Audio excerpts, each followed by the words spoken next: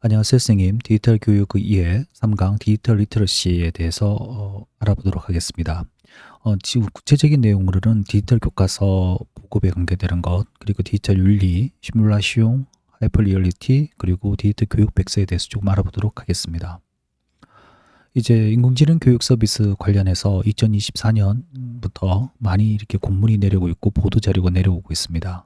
그래서 실제 교육부 소식 보도 자료 되면은 2024년 12월까지 많은 자료가 나왔는데 2025년부터는 조금 보도 자료가 많이 나오고 있지 않는 것 같습니다.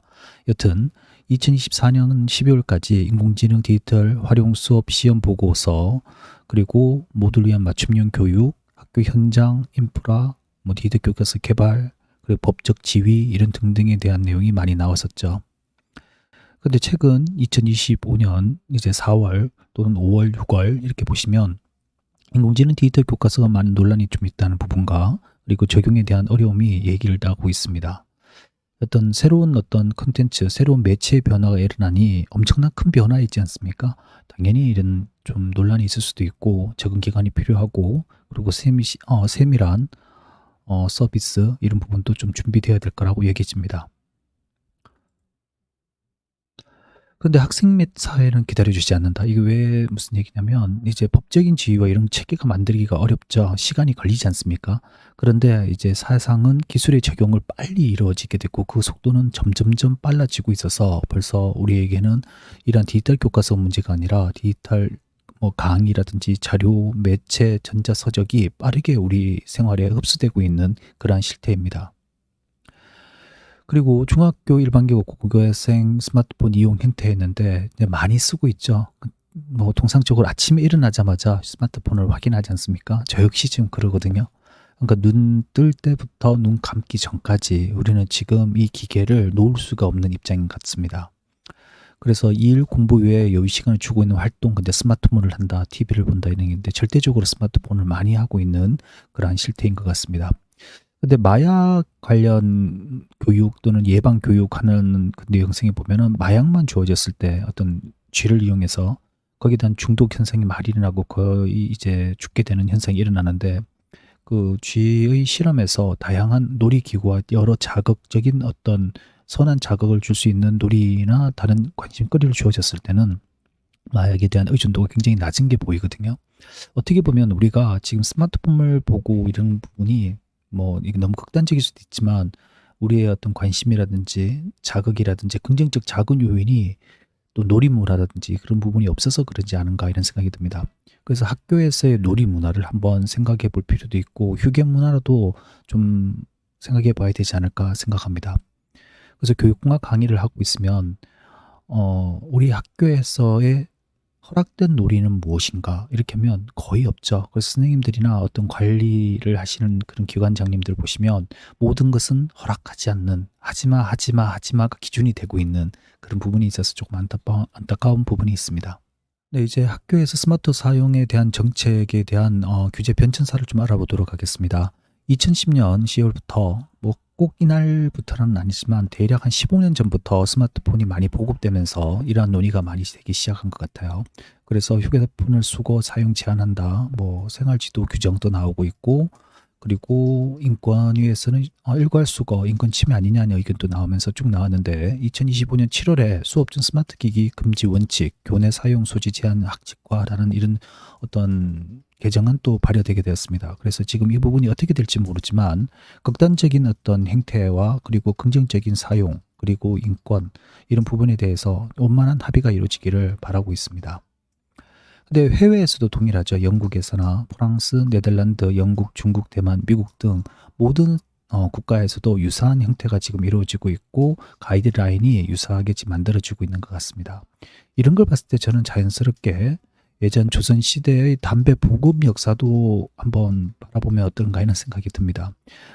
대략 임진왜란 후 16에서 17세기 초로 담배 보급 시기라고 알고 있습니다. 근데 초창기 하멜의 표류기를 보면은 조선 사람들은 담배를 좋아하며 어린아이까지 담배를 피운다는 기록도 있습니다. 이렇게 1668년이죠.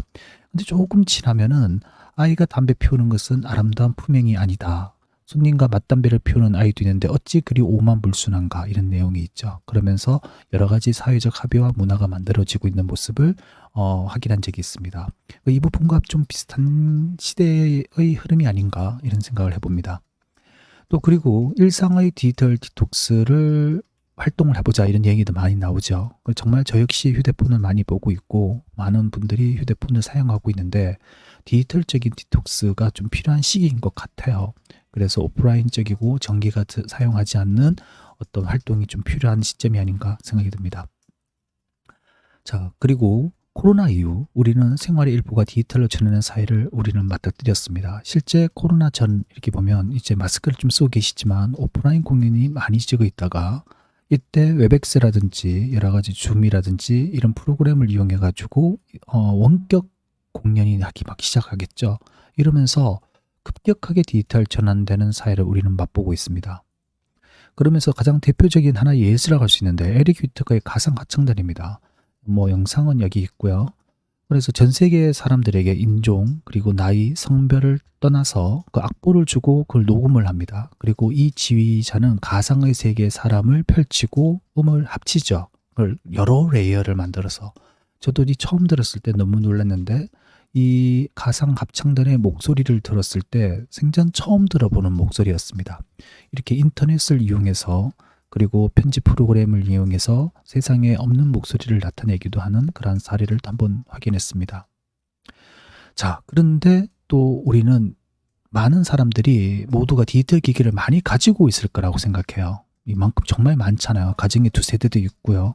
그런데 실질적으로 우리가 컴퓨터 교육이나 이런 걸 해보면 의외적으로 공표된 내용보다 학생들이 온라인 및 디지털 수업을 할 수 있는 컴퓨터가 보유한 학생이 적습니다.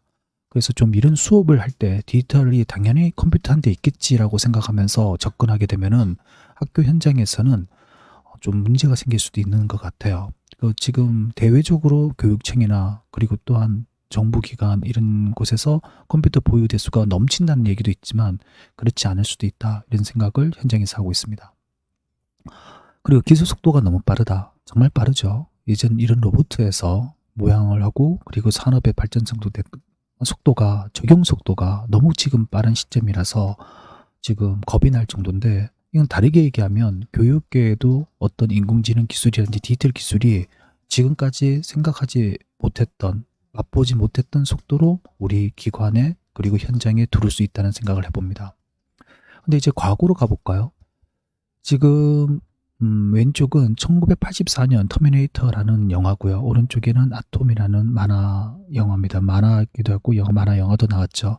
제가 이 부분을 왜 얘기하냐면 각국 만화 또는 사회마다 좀 기술 방향 발전의 차이가 존재하는 것 같아요. 방향성이.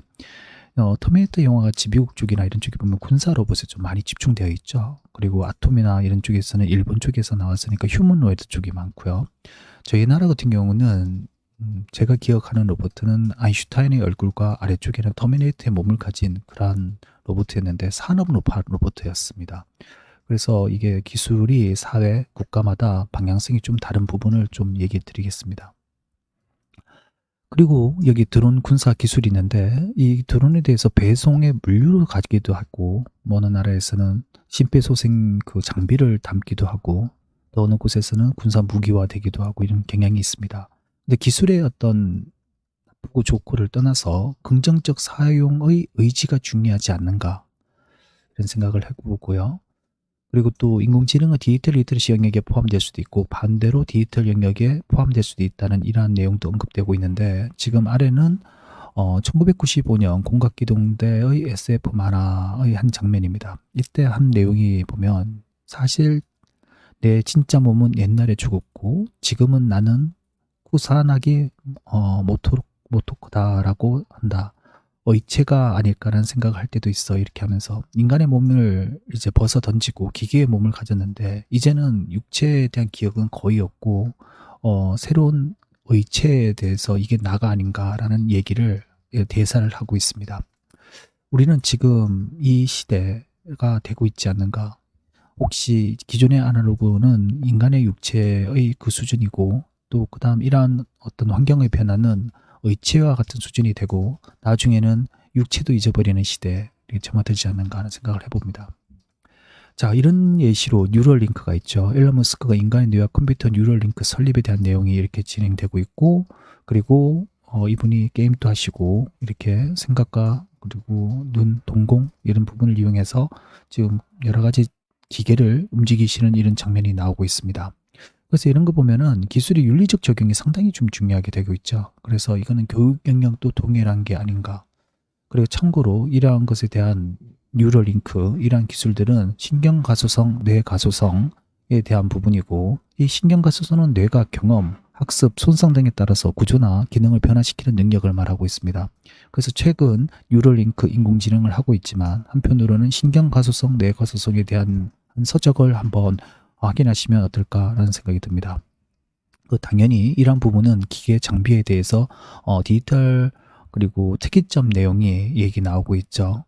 근데 특이점에 대한 내용이 지금 이 정도를 계속 얘기하고 있는데 기술에 대한 적응과 기술의 발전 속도의 어떤 기울기 그리고 인간의 기술 통제성에 대한 얘기가 계속 나오고 있습니다. 근데 실질적으로 우리가 디지털 리터러시를 하기도 하고 인공지능을 얘기하고 있지만 우리 생활에는 우리도 인식하지 못하는 사이에 엄청나게 많이 지금 들어오고 있죠. 꼭 GPT 아니면 인공지능 프로그램은 아니라도 마이크로소프트 365 코파일럿 같이 또는 내비게이션 최적화되는 길을 찾는다든지 그리고 사진 보정을 자동으로 한다든지 우리도 모르게 사진을 찍고 있지만 인공지능 기능이 적용되어 버리거든요. 그러니까 우리도 그 과정을 모르는 사이에 지금 이 인식하지 못하는 사이에 기술이 적용되고 있는 것 같고 스며들고 있는 것으로 보입니다. 자, 그래서 인공지능에 대한 리터러시 관점에 보면 인공지능을 알고 이해하고 적용, 평가, 윤리 이런 부분이 있는데 지금 윤리 부분이 좀 등한시되었지만 윤리 부분이 상당히 중요한 시점으로 적용되고 있다.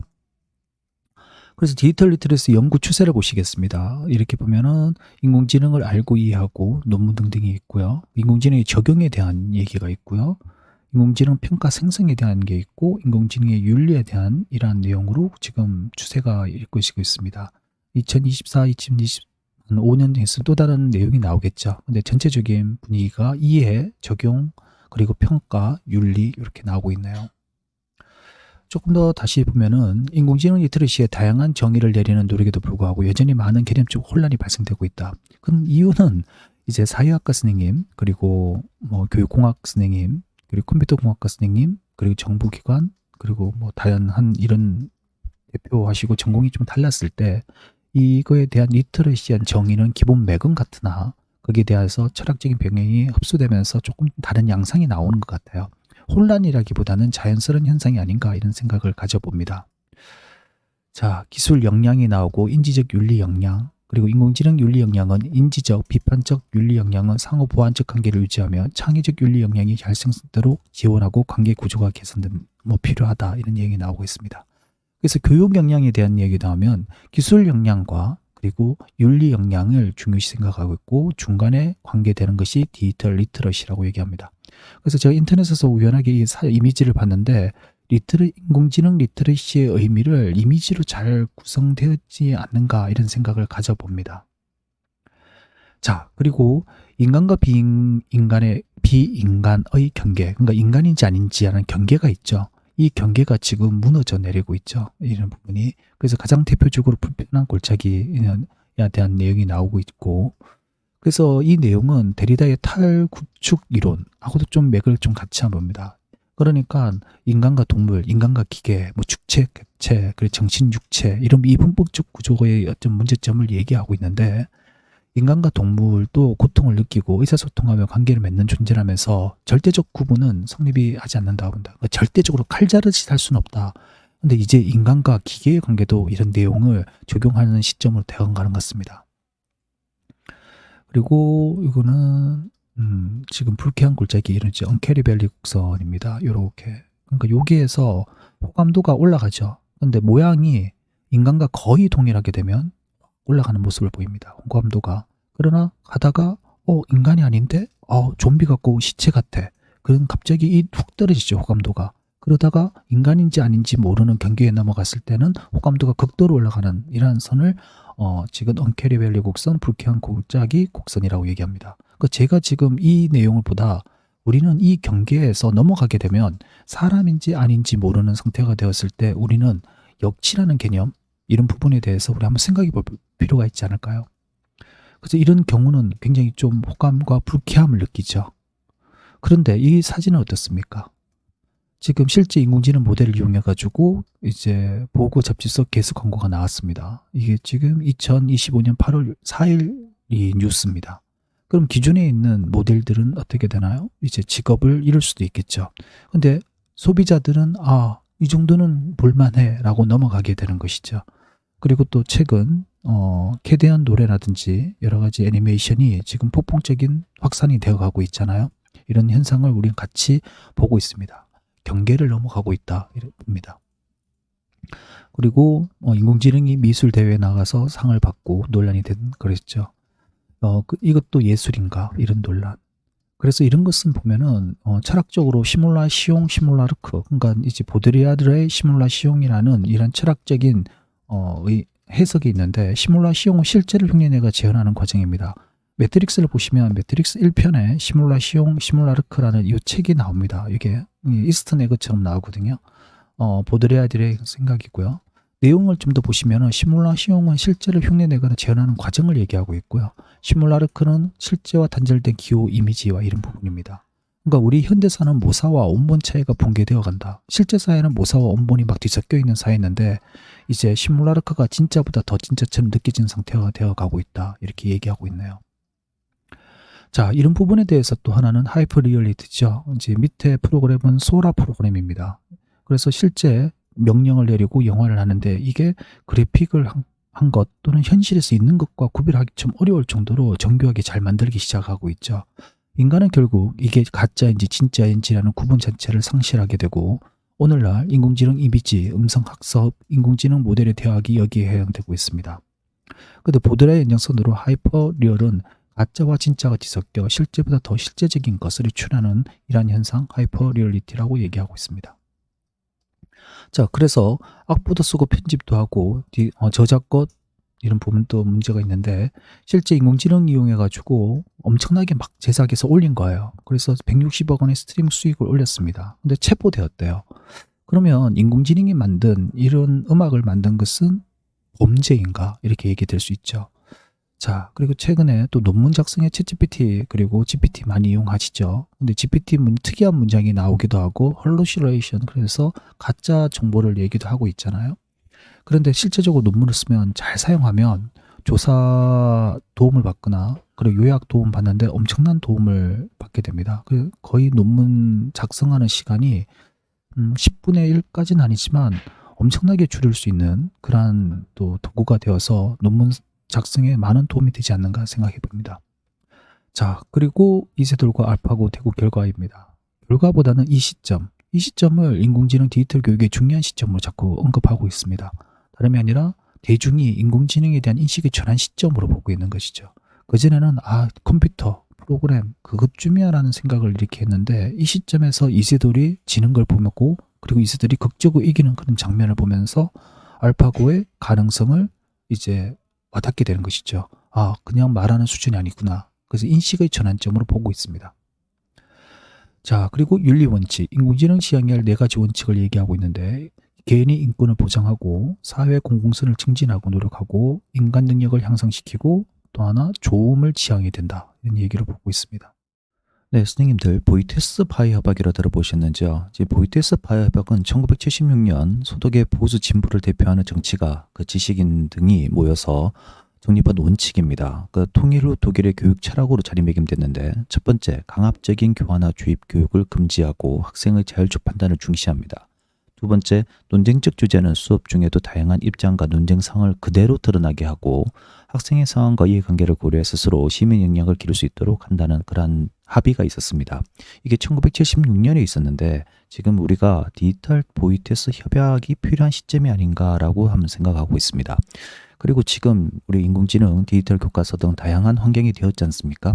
이걸 하나의 주제로 가리키는 것이 아니라, 하나의 의견으로 가리키는 것이 아니라 다양한 의견으로 드러내주는 것이죠. 논쟁은 논쟁의 자료로서 보여주는 그러한 어떤 수업 자료, 수업 프로세스를 진행하면 어떤가 이런 생각이 듭니다.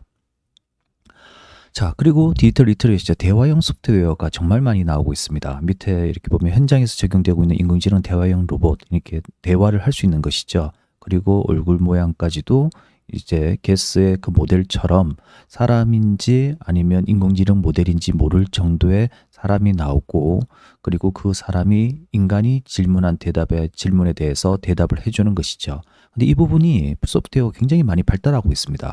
근데 이 내용이 튜터링 시스템의 적용 가능성을 보여준다는 것이죠. 그래서 프로그램 중에서는 여러 가지 사람들의 어떤 캐릭터라든지 모양, 이런 부분에 대한 것을 선생님의 모양으로 바꿀 수가 있다는 겁니다. 그러면 이 인공지능으로서 이런 캐릭터에 대한 대답을 이제 구현할 때, 이제 학생들은 선생님이 원하는 선생님의 모습을, 그리고 원하는 스타일을 학생이 설정할 수가 있게 되게 되는 것이죠. 그러면 이제 기존의 선생님하고 비교하게 되고 자연스럽게 어떤 프로세스가 일어났을 때 학교 교육이나 교육에 많은 좀 영향이 있지 않을까 하는 생각을 가져봅니다. 자, 그런데 디지털 격차가 많이 일어나고 있습니다. 뭐 경제적인 또는 환경, 그리고 교육 수준, 여러 가지 요인들이 있겠지만, 그 대상이 어린 아이도 있겠지만 되레 고령층에도 극단적인 양상이 지금 일어나고 있죠. 그리고 이유는 뭐 다양한 이유가 있겠지만, 사회가 파편화되고 가족 해체가 되고 고령층이 가족 의존도가 어려워지면서 서서히 디지털 세상에 이제 배제되는 것도 있는데, 하나는 또 거기에 중독되는 현상도 같이 일어나고 있다. 그래서 지금 보면은 가까이 하기 너무 먼 뭐 디지털 세상, 해소 이런 부분도 있는데, 외로움을 이기기 위해서 매일 새벽에까지도 이렇게 휴대폰을 보시는 분들, 뭐 이렇게 얘기하고 있습니다. 뭐 단점도 있지만 장점 또는 좋은 점도 있겠죠. 그래서 지금 고령층의 극단적인 어떤 이러한 양상이 많이 일어나는데, 어떤 65세 이상 정보화기 사용 역량을 보시면 문자 받기, 문자 보내기 쭉 내에서 어려워하는 게 금융거래, 그리고 온라인 쇼핑 쪽 이런 쪽이 되겠습니다. 그래서 금융사고가 많이 일어나는 편이죠, 이쪽으로. 그리고 과의존도 위험군이 지금 급격하게 증가되고 있는 모습을 보여주고 있습니다. 자, 같은 내용이고요. 그런데 또 다른 거 하나 좀 볼 필요가 있습니다. 다름이 아니라 전자신문대입니다. 이 전자신문하고 신문대랑 큰 어떤 디지털 장비죠. 기존 신문, 기존 서적하고 차이가 뭘까요? 다름이 아니라 발광, 그러니까 이 빛을 발한다는 거죠. 그리고 글자 크기가 조절되고 키오스크가 되고, 그리고 관련 자료를 링크를 하면 관련 자료 유튜브나 관련 다른 내용으로 전환되죠. 그리고 알고리즘이 적용되고 있고, 지금 이 전자신문대에 한번 앉으신 분이, 이 의자가 지금 없지 않습니까? 의자가 있는 곳이 있는데, 서울시 시청에도 이게 있었습니다. 근데 엄청나게 오랫동안 앉으셔서 이제 어르신이 이렇게 보시는 그런 장면을 제가 유심히 본 적이 있습니다. 근데 이걸 보다가 일반 신문을 보게 되면 어떻게 될까요? 보기가 어렵습니다. 왜? 글자 크기가 조절이 안 되죠. 두 번째는 발광하지 않죠, 신문은. 그러니까 이 전자 신문대를 한번 사용하게 되면 기존 신문을 사용하는 것은 좀 어려움이 있는 것 같습니다. 자, 그리고 모두를 위한 컴퓨터 과학 교육 이렇게 하면서 모두를 위한 과학 교육의 내용이 쭉 나오는데, 2016년 유엔 연설에서 오바마 대통령이 모두를 위한 컴퓨터 과학 정책을 주요하게 얘기하고, 그리고 유치원부터 고등학교까지 해당 정책이라 그러면서 어떻게 보면은 교육에 대해서 누구나 누릴 수 있는 하나의 권리로 이렇게 또 그런 정책에 대해서 얘기한 적이 있었습니다. 그래서 우리 모든 학생이 미래에 좋은 직업을 가질 수 있도록 도와줘야 합니다. 단순히 컴퓨터를 사용하는 것에 그치지 말고 분석 도구를 개발하거나 프로그램 기술을 알려주면서 국가 경제에 기여할 수 있게 해야 됩니다. 그러면서 디지털 리터러시 관련 이런 내용 등등을 이렇게 얘기하신 적이 있었죠. 자, 그러면 또 한번 보겠습니다. 우리나라 인공지능 시대, 디지털 시대 한국의 강점이 무엇인가? 이건 절대적인 건 아닌데 대략적으로 한 4-5가지가 나올 것 같아요. 하나, 반도체 산업의 생태계가 보유하고 있다는 것이죠. 우리나라가 메모리 반도체라든지. 두 번째, 고속 인터넷 이포나망이 구축되어 있고, 그리고 고도화된 교육과 이공계의 인력이 갈 수 있겠죠. 그러니까 대학에서 과학, 기술, 공학, 수학이 좀 우수한 인재가 많고, 인공지능, 로봇, 컴퓨터 비전에 대한 첨단 연구가가 많고, 수학, 물리 등 기초 학문 영향이 높다. 이렇게 얘기할 수 있습니다. 어떻게 보면 외외에서는 한국 교육의 어떤 단점, 문제점도 많이 지적하죠. 창의력이 약하고. 근데 또 한편으로는 그 속에서 또 이러한 여러 가지 과학 기술이, 공학이 또 많이 발전되고 우선 인력이 많은 것도 하나의 특징인 것 같습니다. 그리고 디지털 소비 시장, 컨텐츠 시장이 이제 굉장히 이제 뭐랄까 풍성하게 나오고 있죠. 그런데 한편으로는 이것을 만들고 아이디어를 내는 것은 잘 만들고 있으나 그것을 판매하는 루트는 넷플릭스라든지 아니면 유튜브라든지 그 유통을 잡아버리죠, 외국에서는. 그래서 그 부분도 조금 문제가 있는 것 같아요. 그래서 한국에서의 한국형 유튜브 또는 한국형 또는 넷플릭스가 나오기를 한 번 더 기대를 해봅니다. 자, 예전이었습니다. 뭐 이건 정치적인 내용이 아니라 우연히 이제 백범킹구 선생님 백범일지를 우연하게 봤는데 그 내용 일부분이 나는 우리나라가 남의 것을 모방하는 나라가 되지 말고 이러한 높고 새로운 문화의 근원이 되고 목표가 되는 모범이 되길 원한다. 그러면서 문화가 참 이렇게 발전한 나라를 얘기하시더라고요. 이 글을 한 2, 30년 전에 봤어요. 그래서 잘 와닿지가 않는 거예요. 뭐 경제 부흥도 아니고 왜 문화를 얘기했을까? 그러다가 최근에 와서는 절실하게 좀 느끼죠. 지금 일본에 대한 네이버 웹툰 시장에 한번 보십시오. 이 분기별로 오는데 일본에서 이 네이버의 그 어플이 들어가면서 1년 7천억, 8천억 이쯤 25년, 26년은 더 올라가겠죠. 한 조 단위로 넘어갈 것 같습니다. 지금 이 문화의 힘이라는 것이 우리는 절실하게 느끼고 있는 게 아닌가 이런 생각을 들어봅니다. 자, 그리고 2005년에 MIT 미디어랩에서 나온 이 100달러 노트북이 있었습니다. 이게 지금 20년 전에 있지만 우리 학교에서 컴퓨터 수업을 하게 되면은 컴퓨터 수업에 많은 학생들이 뭐 컴퓨터용 교육용 컴퓨터가 많이 있을 것 같고 패드가 많이 있을 것 같은데 최근에 중학교는 디봇도 많이 거의 다 보급이 됐죠. 그런데 실제로 집에서나 공부를 하는 데 있어서 하드웨어가 없는 친구들이 많습니다.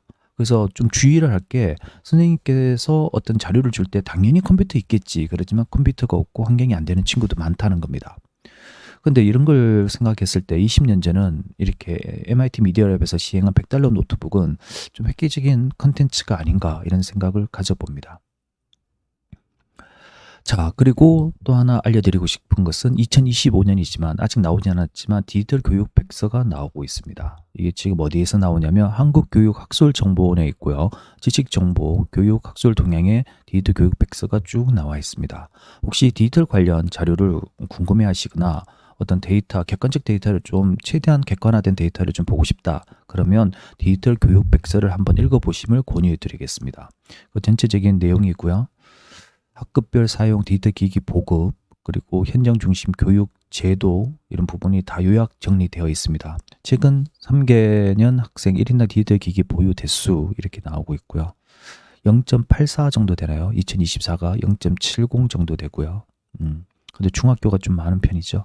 초등학교보다 이런 내용이 이게 정리되어 있고 한국사이버대학교 운영 현황 2024년 11월 기준으로 사이버대학교 20학교 공격대학 형태의 평생교육이 2개교로 지금 나와 있네요. 이런 데이터를 이곳에서 보실 수 있습니다. 선생님 오늘 강의 마치도록 하겠습니다. 안녕히 계십시오.